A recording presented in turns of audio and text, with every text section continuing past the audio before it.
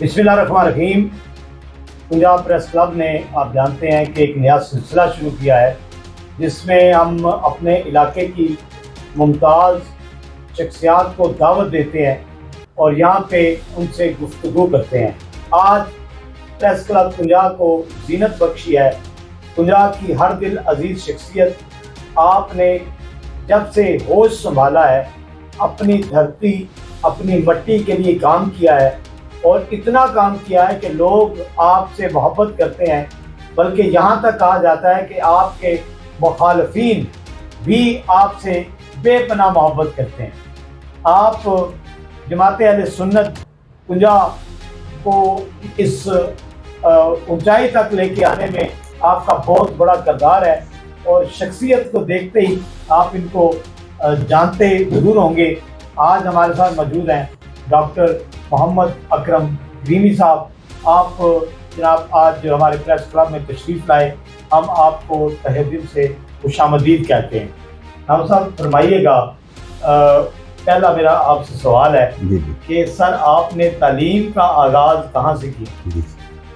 नहमदु व नसल्ली अला रसूलिल करीम, अम्मा बाद फ़ऊज़ु बिल्लाहि मिनश शैतानिर रजीम, बिस्मिल्लाहिर रहमानिर रहीम, व रफ़अना लका ज़िक्रक।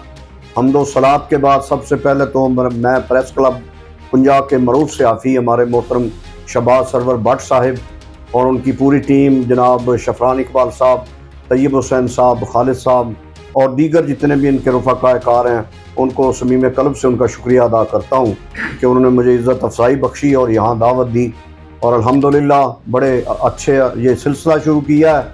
हम तो इस काबिल नहीं, लेकिन ये इनकी मोहब्बतों का फैज़ है और असर है। अल्लाह ताला मज़ीद इन्हें बरकतें अता फ़रमाए। तो शफरान इकबाल साहब का पहला सवाल है, माशाल्लाह तालीम का सिलसिला इब्तदाई जो है वो मैंने कुंजा से इस्लामिया स्कूल से हासिल किया, उसके बाद मिडल तक यहाँ मैंने तालीम हासिल की। उसके बाद मैं वाह कैंट चला गया, वहाँ मेरा पीर खाना भी था और मेरे बड़े भाई भी थे, उधर मैंने थोड़ी सी तालीम मैट्रिक तक की।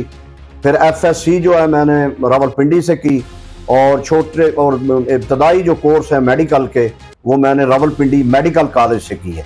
सवालात से पहले मैं करीमी साहब के बारे में कुछ बताना चाहूँगा कि मौलाना मोहम्मद अकरम करीमी साहब पंजाब के वाहिद मजहबी वो रहनुमा हैं जो कि बिल्कुल गैर मुतनाज़ हैं और जितने भी यहाँ पे जो फ़िरके हैं या कोई जो दूसरे अकायद के लोग हैं वो यकसा तौर पर इनसे प्यार करते हैं। तो इस सवाल से पूछते हैं करीमी साहब, क्या बात है कि दूसरे भी यहाँ पे रहनुमा हैं, मजहबी रहनुमा, लेकिन सब आपसे ही प्यार क्यों करते हैं? बस मैंने किबला भट्ट साहब, मैंने पीर साहब से और जो रूहानी और मिशन जो भी हासिल किया है और तालीम से जो कुछ भी मैंने लिया है, मैंने दो चीज़ें अपने आप में समोई हैं। एक मैंने इज़्ज़ो इनकिसारी अपने आप में रखी है और एक मोहब्बत और रवादारी रखी है। शायद इसी वजह से है कि मेरी रवादारी और मोहब्बत और इज़्ज़ो इनकिसारी की वजह से लोग मुझसे प्यार करते हैं। डॉक्टर साहब ये फरमाइएगा, जमात अहले सुन्नत आपने कब ज्वाइन की, कितना अरसा हो गया है जमात की खिदमत करते हुए? बड़ा अच्छा सवाल है आपका शफरान इकबाल साहब। मैंने 1996 से ये आगाज़ किया था और जमात अहले सुन्नत को मैंने अल्लाह के फजल करम से मुतारफ़ कराया और उस वक़्त जो थे वो तंजीमी हवाले से पंजाब के जो थे सरबराह आला नाज़िम आला वो हमारे पीर अफजल कादरी साहब दामद बरकतुहुल आलिया थे और उनकी ही मतलब रफ़ाकत में, उनकी रहनुमाई में यहाँ जमात जो है वो स्टैंड हुई। 350 अहबाब जमा थे, उसमें डॉक्टर मोहम्मद ज़ियाउल्लाह रुहुल अमीन साहब को अमीर जमात अहले सुन्नत मुकर्रर किया गया और मुझे नाज़िम आला मुकर्रर किया गया जमात अहले सुन्नत का और वहाँ से आगाज़ किया। और यकीन माने कि आपके प्रेस क्लब पंजाब के हवाले से मैं ये पैगाम देना चाहता हूँ कि पंजाब में अगर मुतारफ़ कराया जमात अहले सुन्नत को मैं ही मुझे नाचीज़ बंदे पर यह जिम्मेदारी जो दी गई थी उसको मैंने आसान तरीके से निभाया। ये बताएं कि आपने सन 2000 में नाज़िम का इलेक्शन भी लड़ा था। जी आप सियासत में कैसे आए? और माशाल्लाह शहबाज सरवर भट्ट साहब मेरे उसमें पैनल में उसमें मेरे साथ थे और ये बड़ा अच्छा सवाल उन्होंने किया है। तो असल में मैं सियासत में आना तो नहीं चाहता था क्योंकि सियासत में ज़रा थोड़े उलझाव और तरह के हैं, मजहबी और तरह के हैं सिलसिले, तो मैं समझता था कि मैं इस काबिल नहीं कि सियासत में वो मैं अच्छे तरीके से चल सकूं। لیکن پروفیسر شیخ الاسلام ڈاکٹر طاہر القادری مدظل العالی نے میرا بازو پکڑ کے کنجا میں تو انہوں نے نامزد کیا ناظم کے لیے، کنجا کے لیے، تو میں ان سے انکار نہ کر سکا۔ ساتھیوں نے بھرپور طریقے سے مجھے وہ ناظم اعلیٰ ناظم کے لیے کنجا ناظم کے لیے نامزد کیا۔ ڈاکٹر صاحب یہ فرمائیے گا، آج کے علماء اس وقت جو کام کر رہے ہیں اور آپ کے وقت کے جو علماء اس وقت جو کام کرتے تھے، آپ کیا سمجھتے ہیں اس میں کوئی فرق نہیں آیا کہ پہلے جتنے بھی ہمارے فرقے ہیں، جتنے بھی ہمارے دوسرے یہاں پہ بستے ہیں، ان کے ساتھ محبت رواداری کا رشتہ زیادہ مضبوط تھا یا اب زیادہ مضبوط ہے؟ نہیں، بڑا فرق آیا ہے، کیونکہ 1996 میں جب ہم نے کیا تو تمام تنظیمیں جتنی بھی اہل سنت کی تھی وہ ایک پلیٹ فارم پہ اکٹھی تھی، اور دوسرے جو مسالک والے بھی تھے انہیں یہ مطلب اچھے طریقے سے یہ تھا کہ آپ اپنا کام کریں، ہمیں اپنا کام کرنے دیں، نہ ہم آپ کو چھیڑتے ہیں نہ ہمیں چھیڑیں، تو جو ہمیں چھیڑے گا۔ اچھا مولانا صاحب یہ بتائیں کہ پہلے جلوسوں میں ہم دیکھتے تھے کہ بڑا جوش و خروش ہوتا تھا، جی جی، لیکن اب جو صورتحال ہے وہ اتنا جوش و خروش نہیں ہے، کیا وجہ اس کی؟ اب اصل میں تنظیمیں جو ہیں وہ اپنا اپنا کام کرتی ہیں، مطلب یہ کہ ہر کوئی اپنے اثار میں ہے، مثلا دعوت اسلامی ہے وہ اپنے اثار میں ہے، منہاج القرآن والے ساتھی ہیں وہ اپنے اثار میں ہیں، مطلب اپنے اثار سے وہ نہیں نکلتے۔ جب پہلے آغاز کیا تھا یہاں ہم ساری تنظیمیں ہم اکٹھی تھیں، ایک پلیٹ فارم پہ جمع تھیں، اب ہر ایک نے اپنا اپنا جو ہے نا وہ ایک مشن لے کے اور اوپر سے جو ہدایات ہیں ان کو رہنماؤں کی اس طرح سے چلتے ہیں۔ میرا خیال ہے اس حوالے سے نا تھوڑی کمی آئی ہے۔ اب بھی اگر یونٹی ہو، اتفاق ہو، ایک پلیٹ فارم ہو، متحد ہوں، ایک دوسرے کو برداشت کریں، حسد بغض اور کینہ سینوں سے نکال لیا جائے تو میرا خیال ہے بہت اچھا انقلاب آ سکتا ہے۔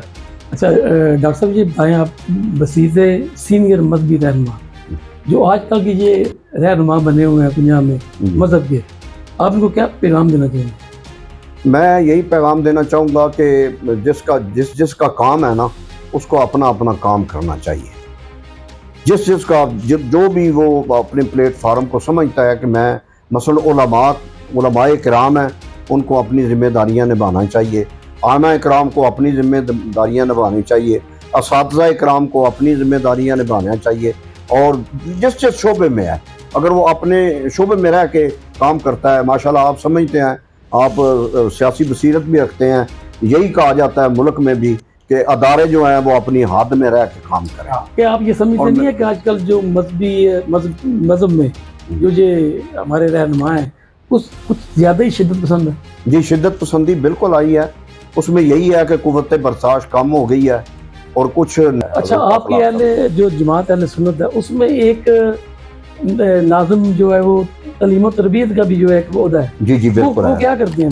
ناظم تعلیم و تربیت جو ہے وہ یہی تربیت کا جو فقدان ہے اپنا محترم بٹ صاحب، تو تربیت کا ہی فقدان میں سمجھتا ہوں وہ آ رہا ہے، تو تنظیمی والے سے بھی جس کو جو بھی تنظیم پہ ہے نا اس کو یہ پتہ ہی نہیں ہے کہ میری ذمہ داریاں کیا ہیں اور میں نے کیا کرنا ہے۔ حالانکہ تربیت اگر اچھی دی جائے نا، اگر تربیت کے حوالے سے تنظیمی حوالے سے منظم کیا جائے تو میرا خیال ہے یہ کمیاں جو ہیں وہ دور ہو سکتی ہیں۔ ڈاکٹر صاحب کیا پیغام دیں گے ہماری نئی نسل کو کہ انسان کو زندگی کیسی گزارنی چاہیے اور اس سے ہماری کیا فرق کیا پڑتا ہے؟ میں اس کو چند لفظوں میں یہی سمیٹوں گا کہ میں نے جو ریسرچ کیا ہے، جو مطالعہ کیا ہے، جو پڑھا ہے، میں نے دو بکس بھی لکھی ہیں، آپ کو پتہ ہے شفان اقبال صاحب، وہ آپ کو میں نے پیش بھی کی تھی، انوار الحرمین کریمین اور سفر حیات انسانی، تو اس میں بھی میں نے نچوڑ یہی لکھا تھا کہ دو جہاں میں تجھے مقصود گر آرام ہے، ان کا دامن تھام لے جن کا محمد نام ہے۔ یہی بچوں سے کہوں گا، یہی بڑوں سے کہوں گا، یہی سب سے کہوں گا، ہماری زندگی کا سرمایہ یہی ہے، قوت عشق سے ہر پست کو بالا کر دے اور دہر میں اس میں محمد سے اجالا کر دے، کہ محمد سے وفا تو نے تو ہم تیرے ہیں، یہ جہاں چیز ہے کیا لوح قلم تیرے ہے۔ تو میں تو یہی کہوں گا اس ماہ مقدس میں زیادہ سے زیادہ درود پاک پڑھا جائے، نمازوں کی پابندی کی جائے اور اخلاق بکھیرا جائے، محبتیں بکھیری جائیں، نفرتوں کو دور کیا جائے، غریبوں کو قریب کیا جائے، غریبوں کو سینے سے لگایا جائے، जितनी मोहब्बत बांट सकते हैं वो बांटे। बहुत शुक्रिया जनाब डॉक्टर अल्लामा मोहम्मद अकरम करीमी साहब। यकीनन हमारे इस इलाके की दिलों की धड़कन है। अल्लाह ताला इनकी उम्र दराज फरमाए और इसी तरह इनका साया जनाब हम पे इसी तरह कायम रहे और इसी तरह ये मोहब्बतें, प्यार, खुलूस, उनस बांधते रहें।